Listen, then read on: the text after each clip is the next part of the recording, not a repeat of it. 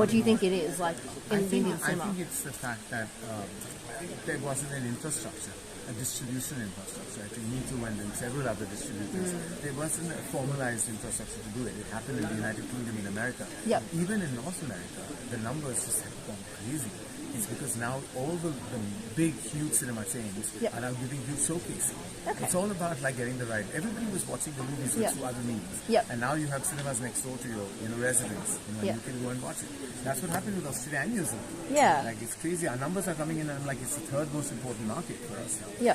It's of course USA and then UK and then in fact Australia is very close to the United Kingdom in terms of like the numbers. Do you think we like to hear that? We always like to beat the United Kingdom. That's amazing. Well in anything. You will by next year. You will have beat them. I mean, the States is definitely up there. We've got to beat them as well. What we did in cricket, you're doing in the movies, and of course, cricket, you're on a tough team to beat. This sounds good to me. Yeah, the details of the co-production treaty, and I think that it's definitely. When I heard all the details, I was like, why are we not coming here and shooting more movies? We just have to ally with a production house in Australia, and actually we have to go back to the good old days where we shot entire films out of the country. So much of my career actually was shot in either England or America. Like I shot full-length feature films, which was what I was shot in England and Scotland. And my next film, Kabhi Kushi Kabhi Gum, was also shot in England. And then Melbourne. Other than Melbourne is gorgeous, of course, Melbourne first. And Sydney, I mean, is beautiful as well. And so many other, if you go drive deep into the heartland of the country, it's just gorgeous. I mean, just everything about it is so beautiful and so beautifully conserved as well. So I think, Would you set a romantic movie in Australia, or would it be a crime thriller? No, that's what Aussie movies are for. Australia, I feel like I have no romance in my life, and I feel all the bursts of romance come when I visit. So I'm definitely the romance from the Prime Minister getting engaged. Fantastic, very good, very good. Welcome to Australia. Thank you for inviting us. Absolutely, it's an honour to be here at the Australian Parliament House. Thank you for inviting me. Yeah, no, fantastic. And thank you for taking out your precious time. That's most important. My absolute pleasure. So, I'm a good friend of India. Yeah. So I finished a lot here in 1991, backpacking around India. And where did you go? Mainly Rajasthan. I flew into Delhi. I did Agra, of course, but Jodhpur, Jaipur. Went on a camel Jaisalmer? To Manali, etc. No, went on a camel safari out of Jaisalmer, Jaisalmer, which is an amazing place. Yes, and you It's must got have the been, best dunes. Jaisalmer, most gorgeous dunes. Stunning, yeah. We went out you must be for blasted 2 with nights, colours, I think. right? It was great. Everything was, Colourful. And they stand out more against the desert landscape. Yes. And we stayed in the Palace Lake Hotel. Palace Hotel, Yes. It was gorgeous. which was Brilliant amazing. heritage property. And we caught trains and the buses, the music buses. Oh, wow. That Oh, was the a bit music scary. Our Prime Minister is also a DJ. They all played chicken all night. But Prime Minister, you're a DJ as well, aren't you? You have a Yeah, really sometimes, good yeah. music. Yeah. Haven't done it for a little You have while, a but very good good Prime fun. Minister. Yeah. Yeah. So I did all that, and but it was a fantastic way to get to see. Now I've been back to India as Prime And Minister do you a couple like of times. Indian food? I love Indian food. With all those spices in But there. when you go, As Minister for the Arts, I spend most of my time talking about Australian stories.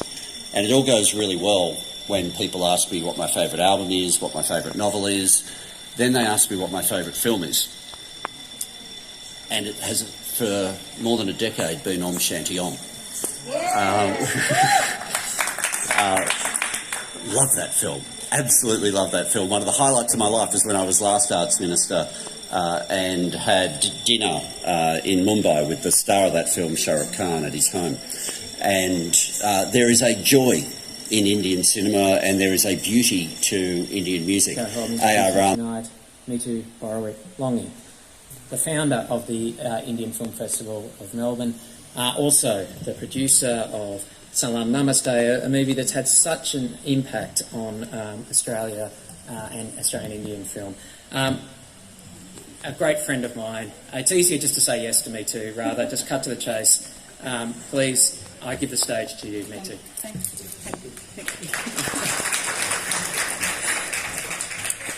Good evening, friends and parliamentarians. May I begin by acknowledging the traditional owners of the land and pay my respect to elders past, present and emerging.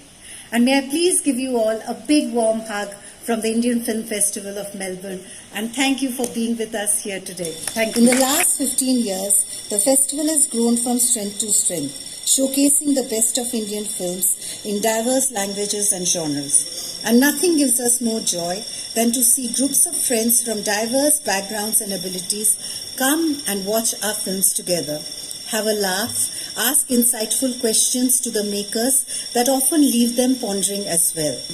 Please welcome Rani Mukerji Chopra.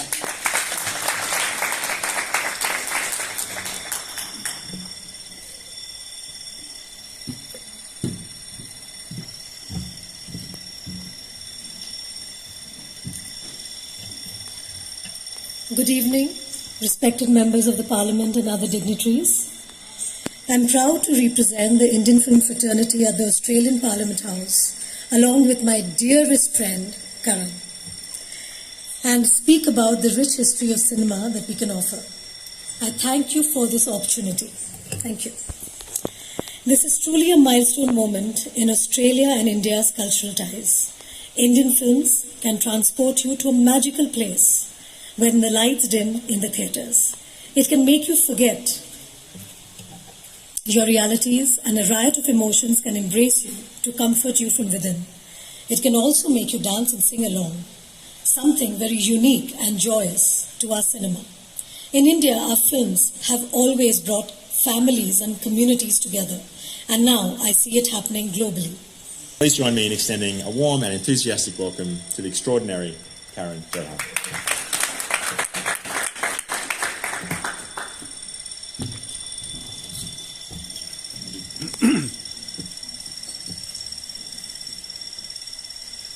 Sorry, I have a vision problem, so I have to wear these. Now you're all a beautiful blur. Okay. I have to say, and before I read my speech out, I have to say that I've met various politicians and parliamentarians across the world, but I have to say the kind of warmth that I received here in the Parliament in Australia, it's been absolutely infectious, and I really, really thank you from the bottom of my heart. Thank you for all the warmth that we've all Australia, I believe, have always had a magical bond. And no, I'm certainly not talking about our universal love and fondness for Hugh Jackman and Shah Rukh Khan, although we love them so much, but instead I'm talking about our movies. One of the earliest examples of this India-Australia partnership was an early 2002 Indian romantic musical film called Sathya. Rani was the lead, which was distributed here by our friend Meetu Bhomik Longi, who had been, quite frankly, the biggest champion of Indian films in Oz. Sathya went on to do considerably big numbers for its time. At that time, 30,000 Australian dollars. Recently, though, another mainstream Hindi film, Animal, a polar opposite movie in terms of syntax and story, has gone on to bring in close to $5 million at the Australian box office.